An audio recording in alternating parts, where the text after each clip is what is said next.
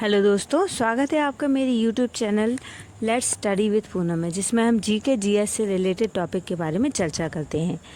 आज हम एक ऐसे व्यक्ति के बारे में चर्चा करने वाले हैं जो कृष्ण भक्ति से जुड़े हुए हैं। तो चलिए हम शुरू करते हैं, उनके बारे में जानते हैं। श्रील प्रभुपाद का जन्म 1 सितंबर 1896 को कोलकाता में हुआ था। उनके पिता ने उनका नाम अभय चरण रखा था। उनके पिता श्री गौर मोहन दे और माता रजनी देवी भगवान कृष्ण के बहुत बड़े भक्त थे। उन्होंने उनका पालन पोषण भी उसी उत्साह से किया था। वे कोलकाता के स्वर्ण व्यापारियों में एक बहुत ही सम्मानित और कुलीन परिवार के थे। उनके पिता की एकमात्र इच्छा थी कि अभय श्रीमती राधा रानी के भक्त बने। अभय ने ब्रिटिश शासन के दौरान स्कॉटिश चर्च कॉलेज से पढ़ाई की और रसायन विज्ञान सीखने के लिए विश्वविद्यालय गए। इस दौरान वे स्वतंत्रता प्राप्ति के लिए गांधी जी के असहयोग आंदोलन के समर्थक भी बन गए। केवल खादी पहनने लगे और उन्होंने ब्रिटिश शासन के तहत विश्वविद्यालय से डिग्री लेने से भी इनकार कर दिया। सन 1918 में अभय ने राधा रानी से विवाह किया। बाद में उन्होंने अपनी खुद की दवा कंपनी भी शुरू की। वे अपने आध्यात्मिक गुरु श्रील भक्ति सिद्धांत सरस्वती गोस्वामी से पहली बार 1922 में कोलकाता में मिले। पहली ही मुलाकात में भक्ति सिद्धांत सरस्वती ने अभय को पश्चिमी दुनिया में कृष्ण के संदेश का प्रचार करने की सलाह दी। अपनी पहली ही मुलाकात में अभय ने अपने दिल में श्रील भक्ति सिद्धांत को अपना आध्यात्मिक गुरु मान लिया था, लेकिन औपचारिक दीक्षा वे 1932 में ले पाए। 1936 में श्रील प्रभुपाद ने अपने आध्यात्मिक गुरु को पत्र लिखकर अनुरोध किया कि वे कोई सेवा प्रदान करें। जवाब में उन्हें वही निर्देश मिला जो 1922 में मिला था। अंग्रेजी बोलने वाले विश्व में कृष्ण चेतना का प्रचार करो। श्रील प्रभुपाद ने इन निर्देशों को अपने जीवन और आत्मा के लिए ग्रहण किया। शुरुआती कदम के तौर पर उन्होंने बैक टू गॉडहेड नाम से एक पत्रिका शुरू की। उन्होंने अकेले ही लिखा, संपादन किया, लेआउट की देखरेख की, प्रूफ रीडिंग की और खुद ही कॉपियां बेची। यह पत्रिका आज भी प्रकाशित हो रही है। 1950 में श्रील प्रभुपाद ने अपने आध्यात्मिक अध्ययन के लिए अधिक समय समर्पित करने के लिए वानप्रस्थ जीवन स्वीकार किया। 1953 में उन्हें अपने भगवान भाइयों से भक्ति वेदांत की उपाधि प्राप्त हुई, जिसका अर्थ है कि वह व्यक्ति जिसने वेदांत के महत्व को समझ लिया है और जो भक्ति में दृढ़ता से स्थिर है। उन्होंने वृंदावन की यात्रा की और राधा दामोदर मंदिर में रहे। 9 साल बाद 1959 में उन्होंने संन्यास ले लिया, जो जीवन का त्याग है। राधा दामोदर मंदिर में रहने के दौरान ही उन्होंने अपना उत्कृष्ट कृति लिखना शुरू किया, श्रीमद् भागवत का अंग्रेजी में अनुवाद और भाष्य।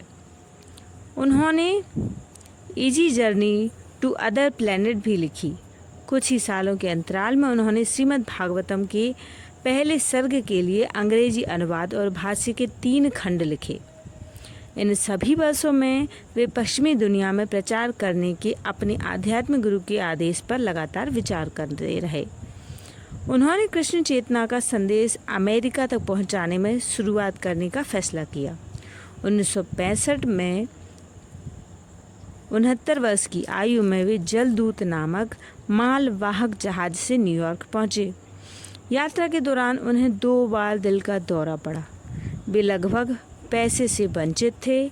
उनके पास श्रीमद् भागवतम पर उनकी टिप्पणियाँ की केवल कुछ प्रतियाँ और 40 रुपये थे।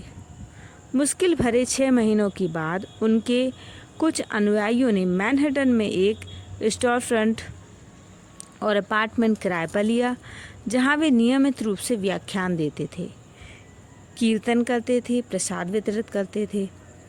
हिप्पी सहित सभी क्षेत्रों के लोग स्वामी जी की ओर आकर्षित हुए और उनके अनुयायी बन गए। श्रील प्रभुपाद ने बैक टू गॉडहेड पत्रिका को पुनः शुरू किया।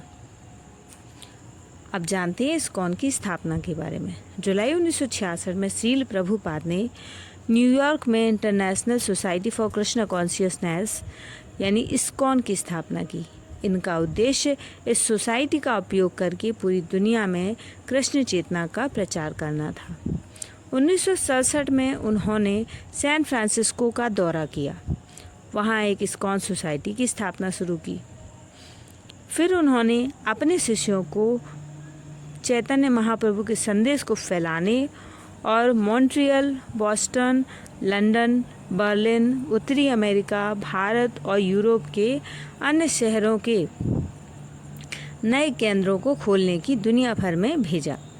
भारत में शुरू में 3 भव्य मंदिरों की योजना बनाई गई, वृंदावन, कृष्ण बलराम मंदिर और उनकी सभी सहायक योजनाएं, सुविधाएं, बॉम्बे एक शैक्षिक और सांस्कृतिक केंद्र वाला मंदिर और मायापुर में एक वैदिक तारामंडल वाला एक विशाल मंदिर। श्रील प्रभुपाद ने भारत में लिखी गई 3 पुस्तकों को छोड़कर अपनी सभी पुस्तकें अगले 11 वर्षों में ही लिख डाली। वे बहुत कम सोते थे, सुबह के शुरुआती घंटों में लेखन करते थे। वे लगभग प्रतिदिन 1 से 4:30 बजे के बीच में लिखते थे। वे अपना पाठ लिखवाते थे, जिसे उनके शिष्य टाइप करके संपादित करते थे। श्रील प्रभुपाद ने मूल ग्रंथों का संस्कृत या बंगाली में शब्दशः अनुवाद किया और एक संपूर्ण टिप्पणी दी। पश्चिम में बिताए अपने छोटे से समय में उन्होंने लगातार प्रचार किया, 108 मंदिर स्थापित किए, 60 से अधिक पारलौकिक साहित्य की रचना की, 5000 शिष्यों को शिक्षा दी, भक्ति वेदांत बुक ट्रस्ट की स्थापना की और एक वैज्ञानिक अकादमी, भक्ति वेदांत संस्थान और इस्कॉन से संबंधित अन्य ट्रस्टों की शुरुआत की। अब हम भक्ति वेदांत स्वामी श्रील प्रभुपाद के अमेरिका तक की यात्रा का विस्तार वर्णन जानते हैं। उनके 69वें जन्मदिन से पहले श्रील प्रभुपाद अमेरिका के लिए रवाना हुए। उन्हें सिंधिया स्टीमशिप कंपनी की मालकिन श्रीमती सुमति मोरारजी ने न्यूयॉर्क जाने के लिए निःशुल्क टिकट मिला। ये जलदूत नामक एक छोटे से जर्जर मालवाहक जहाज पर सवार होकर एकमात्र यात्री अमेरिका के लिए रवाना हुए। उनके पास एक सूटकेस, एक छाता, सूखा अनाज, लगभग $7 की भारतीय मुद्रा और पुस्तकों का एक बक्सा था। कैप्टन अरुण पंड्या की कमान में जलदूत, जिनकी पत्नी भी उसमें सवार थी, शुक्रवार 13 अगस्त 1965 को सुबह 9 बजे रवाना हुआ। श्रील प्रभुपाद अपने घुटन भरे कैबिन में बैठे थे, जो समुद्र की हलचल के साथ आगे पीछे हो रहा था। उन्हें समुद्री बीमारी, चक्कर आना, उल्टी जैसी समस्या थी। उन्हें 2 बार दिल का दौरा भी पड़ा, लेकिन भगवान कृष्ण की कृपा से वे बच गए। जब जलदूत 37 दिन बाद न्यूयॉर्क बंदरगाह पर पहुंचा, तो श्रील प्रभुपाद बिल्कुल अकेले थे। वे बिना किसी को जाने पहचाने, किसी प्रत्यक्ष सहायता के और जहाज पर अपने साथ लाए गए कुछ मुट्ठी भर सामान के साथ अमेरिका आए थे। उनके पास ना तो पैसा था, ना ही कोई दोस्त था, ना ही कोई अनुयायी, ना उनकी जवानी, ना उनका स्वास्थ्य।